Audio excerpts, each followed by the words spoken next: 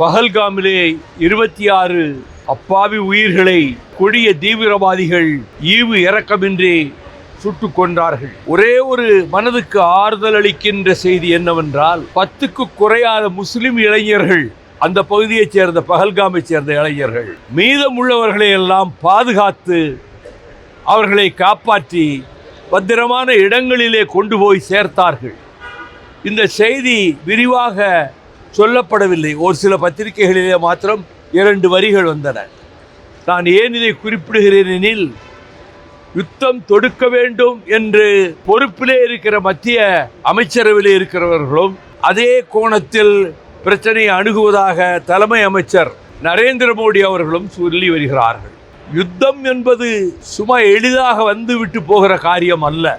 போர் என்று வந்தால் எல்லா விதமான ஆயுதங்களையும் பயன்படுத்த வேண்டிய ஒரு கட்டாயத்துக்கு தள்ளப்பட்டால், நாமும் அப்படிப்பட்ட ஆயுதங்களை உபயோகப்படுத்தும் போது அதே ஆயுதங்களை பாகிஸ்தான் தரப்பிலும் இருப்பதனாலே அவர்களும் பயன்படுத்த வேண்டிய நிலைமை ஏற்பட்டால், குழந்தைகள், தாய்மார்கள், தீவிரவாதத்துக்கு சற்றும் தொடர்பில்லாத அப்பாவிகள் பல்லாயிரக்கணக்கிலே கொல்லப்படுவார்கள்.